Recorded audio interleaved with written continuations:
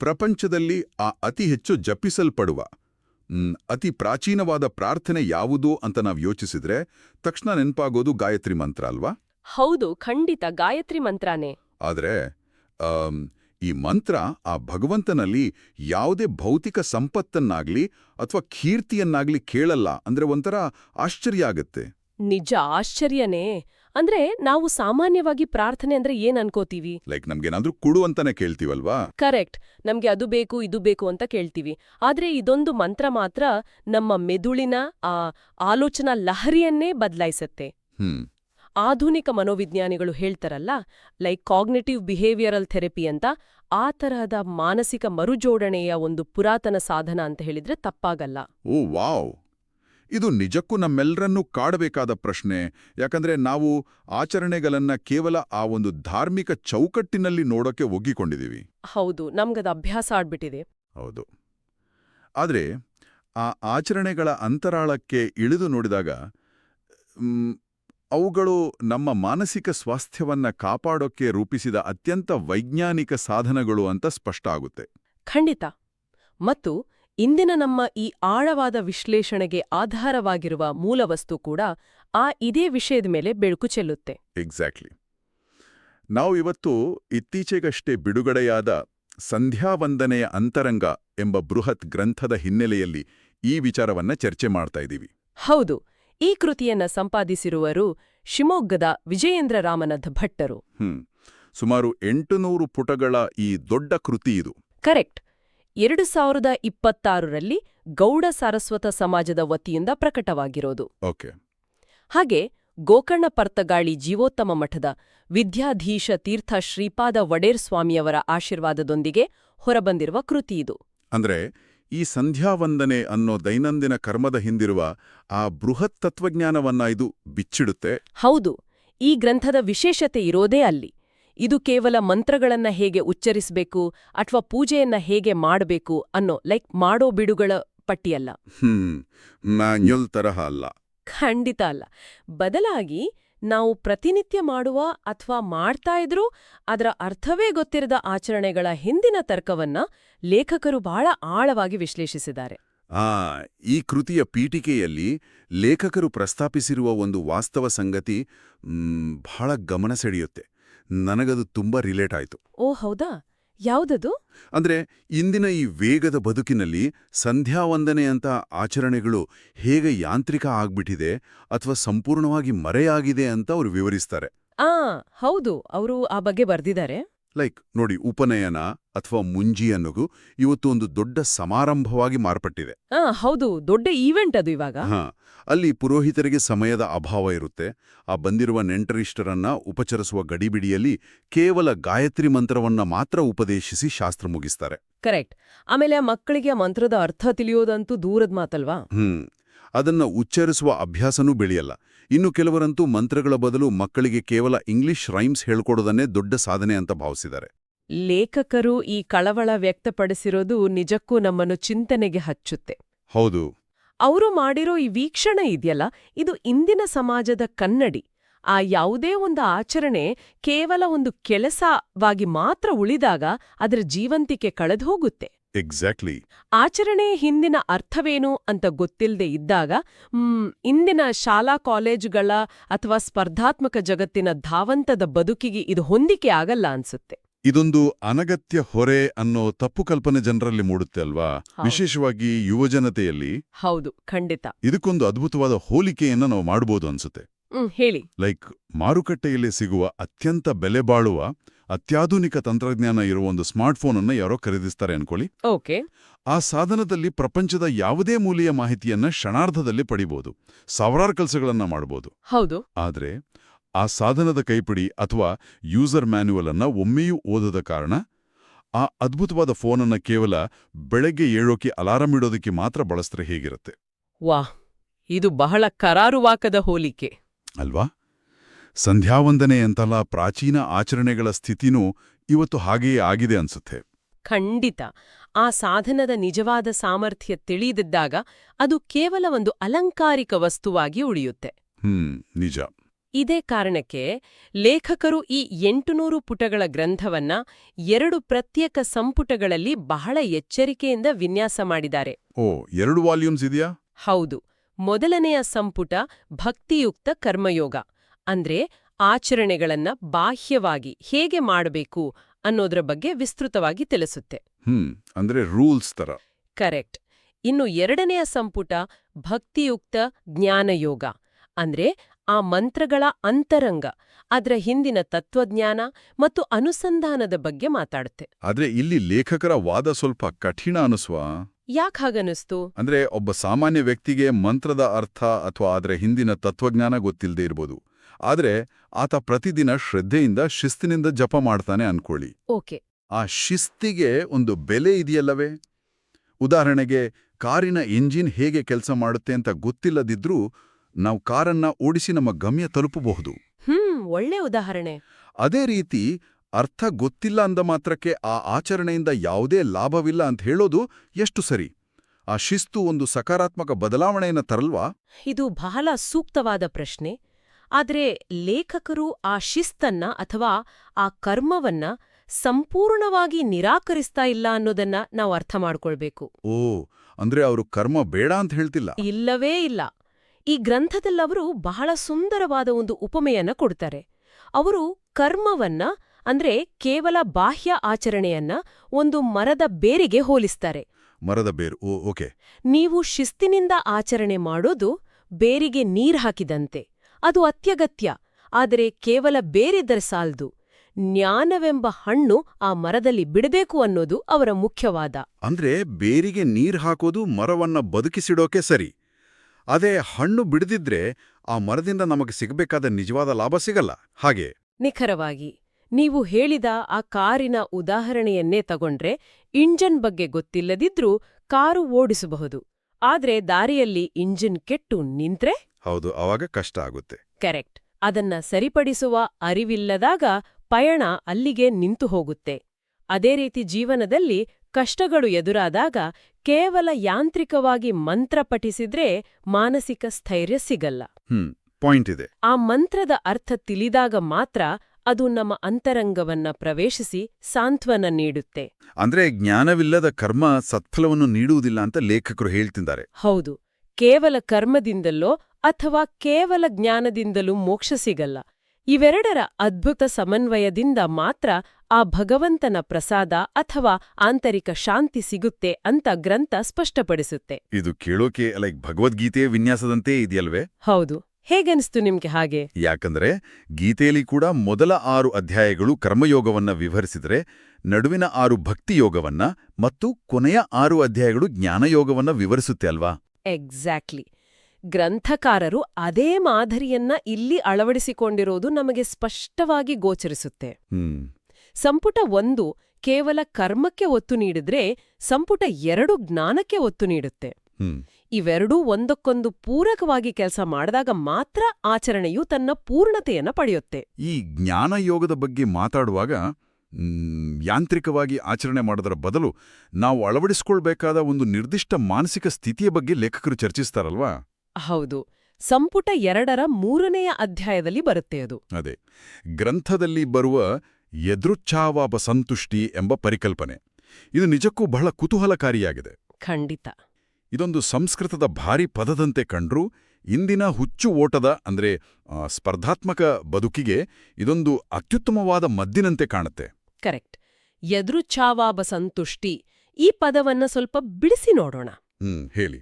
ಯದೃಚ್ಛ ಅಂದ್ರೆ ಭಗವಂತನ ಇಚ್ಛೆ, ಲಾಭ ಅಂದ್ರೆ ನಮಗೆ ಒದಗಿದ್ದು, ಮತ್ತು ಸಂತುಷ್ಟಿ ಅಂದ್ರೆ ತೃಪ್ತರಾಗಿರೋದು. ಓ, ಭಗವಂತನ ಇಚ್ಛೆಯಿಂದ ಬಂದ ಲಾಭದಲ್ಲಿ ಸಂತುಷ್ಟಿ. ಹೌದು. ಒಟ್ಟಾರೆಯಾಗಿ ಹೇಳುವುದಾದ್ರೆ, ಭಗವಂತನ ಇಚ್ಛೆಯಿಂದ ನಮ್ಮ ಕರ್ಮಾನುಸಾರವಾಗಿ ನಮಗೆ ಏನು ಒದಗಿದೆಯೋ ಅದನ್ನ ಸಂತೋಷದಿಂದ ಸ್ವೀಕರಿಸಿ ಅದರಲ್ಲಿಯೇ ತೃಪ್ತಿಪಡುವ ಒಂದು ಉನ್ನತವಾದ ಮಾನಸಿಕ ಸ್ಥಿತಿ ಇದು. ಆದರೆ ಇಲ್ಲಿ ಮತ್ತೆ ನನಗೊಂದು ಸಂಶಯ ಕಾಡುತ್ತೆ. ಏನು ಸಂಶಯ? ನಮಗೊದಗಿದ್ದರಲ್ಲೇ ತೃಪ್ತಿ ಪಡ್ಕೊಂಡು ಸುಮ್ಮನಾಗ್ಬಿಟ್ರೆ ಜೀವನದಲ್ಲಿ ಮುಂದೆ ಬರೋದು ಹೇಗೆ? ಇದು ಒಂದು ರೀತಿಯಲ್ಲಿ ಸೋಮಾರಿತನವನ್ನ ಅಥವಾ ಇದ್ದದ್ದು ಸಾಕು ಅನ್ನೋ ಉದಾಸೀನತೆಯನ್ನ ಪ್ರೋತ್ಸಾಹಿಸಿದಂತಾಗಲ್ವಾ? ಬಹಳ ಜನರಿಗೆ ಈ ಪ್ರಶ್ನೆ ಬರುತ್ತೆ ಅಲ್ವಾ? ಮಹತ್ವಾಕಾಂಕ್ಷೆಗಳೇ ಇಲ್ದೇ ಹೋದ್ರೆ ಸಾಧನೆ ಮಾಡೋದು ಹೇಗೆ ಅನ್ನೋದು ನನ್ನ ಪ್ರಶ್ನೆ. ಇಲ್ಲ.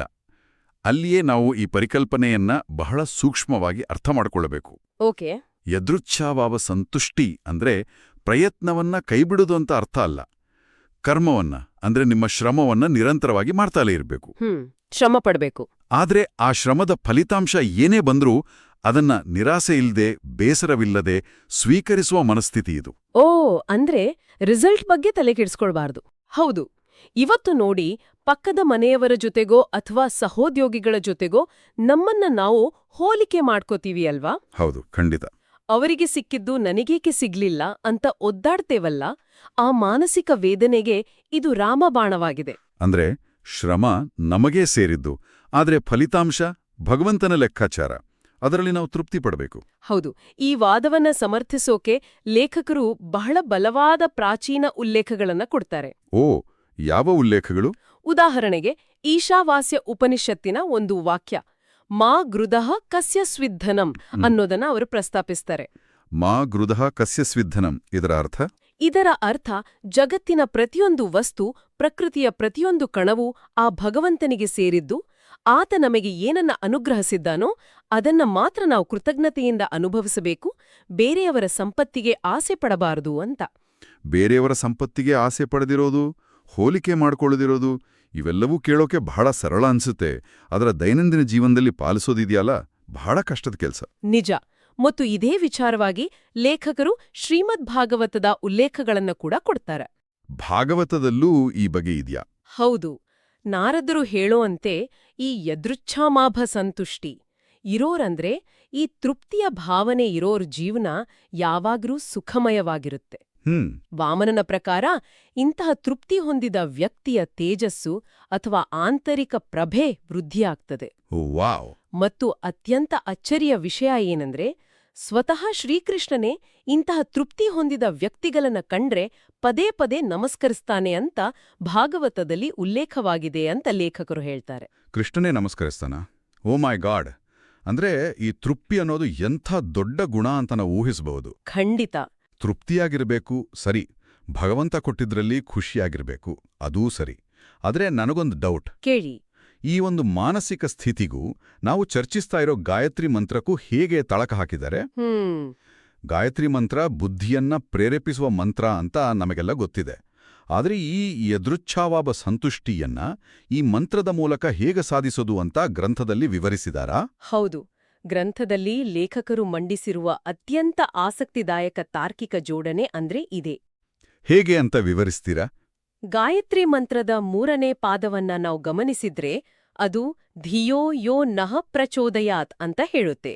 ಇದರ ಅರ್ಥವೇನು? ಅಂದ್ರೆ ನಮ್ಮ ಬುದ್ಧಿಯನ್ನ ಸರಿಯಾದ ದಾರಿಯಲ್ಲಿ ಪ್ರೇರೇಪಿಸು ಅಂತ ಭಗವಂತನಲ್ಲಿ ಪ್ರಾರ್ಥಿಸುವುದು. ಕರೆಕ್ಟ್.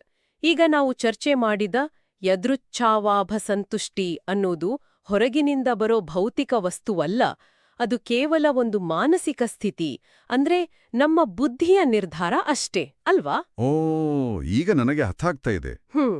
ಹೇಳಿ. ಅಂದ್ರೆ ನನ್ನ ಬುದ್ಧಿಯನ್ನ ತೃಪ್ತಿಯ ಕಡೆಗೆ ಪ್ರೇರೇಪಿಸು, ನನಗೆ ಸಿಕ್ಕಿದ್ದರಲ್ಲಿ ಸಮಾಧಾನ ಪಟ್ಕೊಳ್ಳುವ ಮನಸ್ಥಿತಿಯನ್ನ ನನಗೆ ಕರುಣಿಸು ಅಂತ ನಾವು ಮಂತ್ರದ ಮೂಲಕ ಕೇಳ್ಕೊತಾ ಇದೀವಿ ಅಲ್ವಾ? ಎಕ್ಸಾಕ್ಟ್ಲಿ. ಇದು ನಿಜಕ್ಕೂ ಒಂದು ಸಂಪೂರ್ಣ ಹೊಸ ದೃಷ್ಟಿಕೋನ. ಮಂತ್ರ ಆ ಬಾಹ್ಯ ಸಂಪತ್ತನ್ನ ಕೇಳುವ ಬದಲು ಆಂತರಿಕ ಬದಲಾವಣೆಯ ಸಾಧನ ಆಗ್ತಾ ಇದೆ ಇಲ್ಲಿ. ನಿಖರವಾಗಿ ಹೇಳಿದ್ದೀರಿ. ಹಾಗಾಗಿ ಪ್ರತಿಯೊಂದು ಪ್ರಾರ್ಥನೆಯನ್ನು, ನಮ್ಗೆ ಬೇಕಾದ ಪ್ರತಿಯೊಂದು ಮಾನಸಿಕ ಸ್ಥಿತಿಯನ್ನು ನಾವು ಗಾಯತ್ರಿ ಮಂತ್ರದ ಮೂಲಕವೇ ಭಗವಂತನಲ್ಲಿ ಸಲ್ಲಿಸಬಹುದು. ಈ ಅರ್ಥದಲ್ಲಿ ನೋಡಿದಾಗ ಗಾಯತ್ರಿ ಮಂತ್ರ ಕೇವಲ ಒಂದು ನಿರ್ದಿಷ್ಟ ಮಂತ್ರವಾಗಿ ಉಳಿಯಲ್ಲ, ಅದೊಂದು ಮಾಸ್ಟರ್ ಕೀ ಅಥವಾ ಸರ್ವೋತ್ಕೃಷ್ಟ ಬೀಗದ ಕೈಯಾಗಿ ಪರಿಣಮಿಸುತ್ತೆ. ಆ ಮಾಸ್ಟರ್ ಕೀಯ ಮೂಲಕ ನಾವು ತೃಪ್ತಿಯನ್ನ ಹೇಗೆ ಅನ್ಲಾಕ್ ಮಾಡೋದು? ಅಂದ್ರೆ ಆ ಪದಗಳ ಅನುಸಂಧಾನದ ಮೂಲಕ. ಹೌದು. ಗ್ರಂಥದಲ್ಲಿ ಆ ಮಂತ್ರದ ಪ್ರತಿಯೊಂದು ಪದದ ಮೂಲಕವೂ ಹೇಗೆ ಅನುಸಂಧಾನ ಅಂದ್ರೆ ಧ್ಯಾನ ಮಾಡಬೇಕು ಅಂತ ವಿವರಿಸಿದ್ದಾರಲ್ಲ, ಅದರ ಬಗ್ಗೆ ಸ್ವಲ್ಪ ವಿವರಿಸಬಹುದೇ? ಖಂಡಿತ. ಮಂತ್ರದ ಪ್ರಮುಖ ಪದಗಳ ಮೂಲಕ ಅನುಸಂಧಾನವನ್ನ ಅವರು ಬಿಡಿಸಿಟ್ಟಿರೋ ರೀತಿ ಬಹಳ ತಾರ್ಕಿಕವಾಗಿದೆ. ಮೊದಲನೇದಾಗಿ ಸವಿತೂಹು ಅನ್ನೋ ಪದ. ಸವಿತುಹು ಅಂದ್ರೆ ಸೃಷ್ಟಿಕರ್ತ. ಓಕೆ. ಎಲ್ಲವನ್ನೂ ಅಂದ್ರೆ ನಮ್ಗೆ ಬೇಕಾದ ಅರ್ಥ, ಕಾಮ, ಪ್ರತಿಯೊಂದು ಪದಾರ್ಥವನ್ನು ಸೃಷ್ಟಿಸಿದವನು ಅವನೇ ಆಗಿರೋದ್ರಿಂದ ಅವನು ನಮ್ಮ ಯೋಗ್ಯತೆಗೆ ತಕ್ಕಂತೆ ಏನನ್ನ ಕೊಟ್ಟಿದ್ದಾನೋ ಅದರಲ್ಲಿ ತೃಪ್ತಿ ಪಡೋದು ಅತ್ಯಂತ ನ್ಯಾಯಸಮ್ಮತವಾದದ್ದು ಅಂತ ನಮ್ಮ ಮನಸ್ಸಿಗೆ ನಾವು ಅರಿವು ಮೂಡಿಸ್ಬೇಕು. ಅಂದ್ರೆ ಸೃಷ್ಟಿಕರ್ತನಿಗೆ ಗೊತ್ತು ನನಗೆ ಏನ್ ಬೇಕು ಎಷ್ಟ್ ಬೇಕು ಅಂತ. ಹಾಗಾಗಿ ಆತನ ನಿರ್ಧಾರಕ್ಕೆ ಶರಣಾಗೋದು. ಹೌದು, ಕರೆಕ್ಟ್. ಆಮೇಲೆ ಬರುವ ಭರ್ಗೋ ಅನ್ನೋ ಪದದ ವಿವರಣೆ ನನ್ಗೆ ಬಹಳ ಆಸಕ್ತಿದಾಯಕ ಎನಿಸ್ತು. ಹೌದು, ಭರ್ಗೋ ಅಂದ್ರೆ ಅಡೆತಡೆಗಳ ನಾಶಕ ಅಂತ. ಆದ್ರೆ ಇಲ್ಲಿ ಅಡೆತಡೆಗರು ಅಂದ್ರೆ ಹೊರಗಿನ ಶತ್ರುಗಳಲ್ಲ ಅಲ್ವಾ? ನಮ್ಮ ತೃಪ್ತಿಗೆ ಇರೋ ಅತಿ ದೊಡ್ಡ ಅಡೆತಡೆ ಯಾವುದು? ಅದು ಬೇರೆ ವಸ್ತುಗಳ ಮೇಲಿನ ವ್ಯಾಮೋಹ. ಹೌದು, ಆ ವ್ಯಾಮೋಹವನ್ನ, ದುರಾಸೆಯನ್ನ ನಾಶ ಮಾಡುವವನು ಅವನು. ನಮ್ಮದೇ ಮನಸ್ಸಿನೊಳಗಿನ ಅಡೆತಡೆಗಳನ್ನ ನಿವಾರಿಸುವಂತೆ ಕೇಳಿಕೊಳ್ಳೋದು. ಇನ್ನು ಮೂರನೇದಾಗಿ ದೇವಸ್ಯ ಅನ್ನೋ ಪದ. ದೇವಸ್ಯ ಅಂದ್ರೆ ನಮ್ಮ ಯೋಗ್ಯತೆ ಮತ್ತು ನಮ್ಮ ಪ್ರಾರಬ್ಧ ಕರ್ಮಗಳಿಗೆ, ಅಂದ್ರೆ ಹಿಂದಿನ ಕರ್ಮಫಲಗಳಿಗೆ ಅನುಗುಣವಾಗಿ ನಮಗೆ ಒದಗಿದ್ರಲ್ಲಿಯೇ ನಾವು ತೃಪ್ತರಾಗಿರುವಂತೆ ನಮ್ಮನ್ನ ಪ್ರೇರೇಪಿಸುವನು. ಅಂದ್ರೆ ಕೇವಲ ವಸ್ತುಗಳನ್ನ ಕೊಡೋದಲ್ಲ, ಆ ವಸ್ತುಗಳಲ್ಲಿ ತೃಪ್ತಿ ಪಡುವ, ಇದು ಸಾಕು ಎನ್ನುವ ಮನಸ್ಥಿತಿಯನ್ನ ಕೂಡ ಆ ದೇವನೇ ನಮಗೆ ಕೊಡಬೇಕು ಅಂತ ಪ್ರಾರ್ಥಿಸೋದು. ಎಕ್ಸಾಕ್ಟ್ಲಿ. ಧಿಯೋ ಯೋ ನಃ ಪ್ರಚೋದಯಾತ್ ಅಂದ್ರೆ ನನ್ನ ಬಳಿ ಇರೋದ್ರಲ್ಲಿಯೇ ನಾನು ತೃಪ್ತನಾಗುವಂತೆ ನನ್ನ ಬುದ್ಧಿಯನ್ನ ಪ್ರೇರೇಪಿಸು. ಪ್ರತಿದಿನ ಬೆಳಿಗ್ಗೆ ಎದ್ದು ನಾವು ಈ ರೀತಿಯಾಗಿ ಪ್ರಾರ್ಥಿಸಿದರೆ ನಮ್ಮ ದಿನದ ಓಟ ಇಷ್ಟು ಬದಲಾಗಬಹುದು. ಕಲ್ಪಿಸ್ಕೊಳ್ಳಿ. ಖಂಡಿತ ಬಹಳ ಬದಲಾವಣೆ ಆಗುತ್ತೆ. ನಾವು ಇಡೀ ದಿನ ಇತರರೊಡನೆ ಸ್ನಾಬ್ಧಿಸೋದನ್ನ ಬಿಟ್ಟು ನಮ್ಮ ಪಾಲಿಗೆ ಬಂದಿದ್ದನ್ನ ಖುಷಿಯಿಂದ ಸ್ವೀಕರಿಸುವ ಮನಸ್ಥಿತಿಯನ್ನ ಬೆಳೆಸಿಕೊಳ್ತೀವಿ. ಹೌದು. ಆಧುನಿಕ ವಿಜ್ಞಾನ ಇವತ್ತು ಗ್ರಾಟಿಟ್ಯೂಡ್ ಜರ್ನಲಿಂಗ್ ಅಥವಾ ಕೃತಜ್ಞತಾ ಅಭ್ಯಾಸ ಮಾಡಿ ಕಾಗ್ನಿಟಿವ್ ಬಿಹೇವಿಯರಲ್ ಥೆರಪಿಯ ಮೂಲಕ ನಿಮ್ಮ ಆಲೋಚನಾ ಕ್ರಮವನ್ನ ಬದಲಾಯಿಸಿ ಅಂತ ಹೇಳ್ತಾ ಇದೆಯಲ್ಲ, ಇದು ಅದರ ಪ್ರಾಚೀನ ಮತ್ತು ಅತ್ಯಂತ ಶಕ್ತಿಯುತ ರೂಪವೇ ಆಗಿದೆ. ನಿಜ. ಸಾವಿರಾರು ವರ್ಷಗಳ ಹಿಂದೆಯೇ ನಮ್ಮ ಪೂರ್ವಜರು ನಮ್ಮ ದೈನಂದಿನ ಮಾನಸಿಕ ಸ್ವಾಸ್ಥ್ಯಕ್ಕಾಗಿ ಇಂತಹ ಆಚರಣೆಗಳನ್ನ ರೂಪಿಸಿದ್ರು ಅನ್ನೋದು ಅಚ್ಚರಿ ಮೂಡಿಸುತ್ತೆ. ಇದೇ ನೋಡಿ ನಿಜವಾದ ಜ್ಞಾನಯೋಗ. ಕೇವಲ ಮಂತ್ರದ ಶಬ್ದಗಳನ್ನ ತುಟಿಯಿಂದ ಉಚ್ಚರಿಸೋದಕ್ಕೂ ಆ ಮಂತ್ರದ ಪ್ರತಿಯೊಂದು ಪದದ ಹಿಂದೆಯೂ ಈ ಯದೃಚ್ಛಾವಾಪ ಸಂತುಷ್ಟಿಯ ಧ್ಯಾನವನ್ನು ಮಾಡೋದಕ್ಕೂ ಇರೋ ಅಗಾಧವಾದ ವ್ಯತ್ಯಾಸವೇ ಇದು. ಆಚರಣೆಯು ಕೇವಲ ದೈಹಿಕ ಕ್ರಿಯೆಯಾಗಿ ಉಳಿಯದೆ ಅದೊಂದು ಆಳವಾದ ಮಾನಸಿಕ ಪರಿವರ್ತನೆಯ ಸಾಧನವಾಗುತ್ತೆ. ಲೇಖಕರು ಈ ಗ್ರಂಥದ ಮೂಲಕ ಸಾಧಿಸೋಕೆ ಹೊರಟಿರೋ ಉದ್ದೇಶನೂ ಇದೆ. ಸುಮಾರು 800 ಪುಟಗಳ ಇಷ್ಟು ದೊಡ್ಡ ಬೃಹತ್ ಹಾಗೂ ಆಳವಾದ ಗ್ರಂಥವನ್ನ ರಚಿಸಿದ್ರೂ ಲೇಖಕ ವಿಜೇಂದ್ರ ರಾಮನಾಥ ಭಟ್ಟರ ವಿನಮ್ರತೆ ಇಲ್ಲಿ ಎದ್ದು ಕಾಣುತ್ತೆ ಎನ್ನಲೇಬೇಕು. ಹೌದು, ಅವರು ಬಹಳ ವಿನಯದಿಂದ ಬರೆದಿದ್ದಾರೆ. ಅವರು ಗ್ರಂಥದ ಕೊನೆಯಲ್ಲಿ ನಾಹಂ ಕರ್ತಾ ಹರಿಹಿ ಕರ್ತಾ ಅಂದ್ರೆ ನಾನು ಮಾಡುವವನಲ್ಲ, ಹರಿಯೇ ನನ್ನಿಂದ ಮಾಡಿಸುವನು ಅಂತ ಬಹಳ ವಿನಯದಿಂದ ಹೇಳ್ಕೊತಾರೆ. ಆ ರಾಮಾಯಣದಲ್ಲಿ ಸಮುದ್ರಕ್ಕೆ ಸೇತುವೆ ಕಟ್ಟುವಾಗ ಆ ಅಳಿಲು ತನ್ನ ಮೈಮೇಲೆ ಮರಳನ್ನು ಹೊತ್ತು ತಂದು ಸುರಿದು ಹೇಗೆ ತನ್ನ ಕೈಲಾದ ಸೇವೆ ಮಾಡಿತೋ ಹಾಗೆ ತಾನೊಂದು ಅಳಿಲು ಸೇವೆ ಮಾಡಿದ್ದೇನೆ ಅಂತ ಅವರು ಹೇಳ್ಕೊತಾರೆ. ವಾವ್, ಎಂಥ ಮಾತದು! ಅಷ್ಟೇ ಅಲ್ಲದೆ ತಮ್ಮ ಈ ಗ್ರಂಥದಲ್ಲಿ ಏನಾದರೂ ತಪ್ಪುಗಳಿದ್ರೆ ವಿದ್ವಾಂಸರು ದಯವಿಟ್ಟು ತಿದ್ಲಿ ಅಂತ ಕೇಳ್ಕೊಂಡಿದ್ದಾರೆ. ಇಷ್ಟು ದೊಡ್ಡ ಜ್ಞಾನಭಂಡಾರವನ್ನ ಸಮಾಜಕ್ಕೆ ನೀಡಿದ್ರೂ ಅವರ ಆ ತಗ್ಗಿಬಗ್ಗುವಿಕೆ ನಿಜಕ್ಕೂ ಮೆಚ್ಚುವಂಥವುದು. ಜ್ಞಾನ ಯಾವಾಗ್ಲೂ ಅಹಂಕಾರವನ್ನ ಅಳಿಸಿ ವಿನಯವನ್ನ ಮೂಡಿಸುತ್ತೆ ಅನ್ನೋದಕ್ಕೆ ಇದೇ ಸಾಕ್ಷಿ. ಅವರು ಹೇಳುವಂತೆ ಈ ಕೃತಿ ಆಧ್ಯಾತ್ಮಿಕ ಸಾಧಕರಿಗೆ ಕೇವಲ ಒಂದು ದಾರಿದೀಪವಷ್ಟೇ. ಆಚರಣೆಗಳನ್ನ ಕೇವಲ ಕಣ್ಣು ಮುಚ್ಕೊಂಡು ಯಾಂತ್ರಿಕವಾಗಿ ಮಾಡಬೇಡಿ, ಅದರ ಹಿಂದಿನ ವಿಜ್ಞಾನವನ್ನ, ಮಾನಸಿಕ ನೆಮ್ಮದಿಯನ್ನ ನೀಡುವ ತತ್ವವನ್ನ ಅರಿಯಿರಿ ಅನ್ನೋದೇ ಈ ಗ್ರಂಥದ ಮೂಲಕ ಅವರು ನೀಡ್ತಾ ಇರೋ ಅಂತಿಮ ಸಂದೇಶ. ನಾವು ಆ ಬೆಲೆ ಬಾಳುವ ಸ್ಮಾರ್ಟ್ ಫೋನನ್ನ ಕೇವಲ ಅಲಾರಂ ಆಗಿ ಬಳಸ್ತಾ ಇದ್ವಿ ಅನ್ನೋ ಹೋಲಿಕೆಯೊಂದಿಗೆ ಈ ಚರ್ಚೆಯನ್ನು ಶುರು ಮಾಡಿದ್ವಿ. ಹೌದು. ಆದರೆ ಈ ಸಂಧ್ಯಾ ವಂದನೆಯ ಅಂತರಂಗದಂತಹ ಕೃತಿಗಳು ನಮಗೆ ಆ ಯೂಸರ್ ಮ್ಯಾನ್ಯುಯಲ್ ಅನ್ನ ಮತ್ತೆ ತೆರೆದು ತೋರಿಸ್ತಾ ಇವೆ. ನಮ್ಮ ಮನಸ್ಸು ಎಂಬ ಆ ಅದ್ಭುತ ಸಾಧನದ ನಿಜವಾದ ಸಾಮರ್ಥ್ಯವನ್ನ ಹೇಗೆ ಹೊರತೆಗೆಯಬೇಕು ಅನ್ನೋದನ್ನ ಕಲಿಸ್ತಾ ಇವೆ. ಖಂಡಿತ ಕಲಿಸ್ತಾ ಇವೆ. ಇಂತಹ ಕೃತಿಗಳನ್ನ ಓದಿದಾಗ ನಮ್ಮ ಸುತ್ತಮುತ್ತಲಿನ ಯಾವುದೇ ಪ್ರಾಚೀನ ಆಚರಣೆಯ ಕಡೆಗೆ ನೋಡುವ ದೃಷ್ಟಿಕೋನವೇ ಬದಲಾಗತ್ತಲ್ವಾ? ನಿಜ. ಇದು ನಮ್ಮನ್ನ ಒಂದು ಹೊಸ ಚಿಂತನೆಗೆ ದೂಡುತ್ತೆ.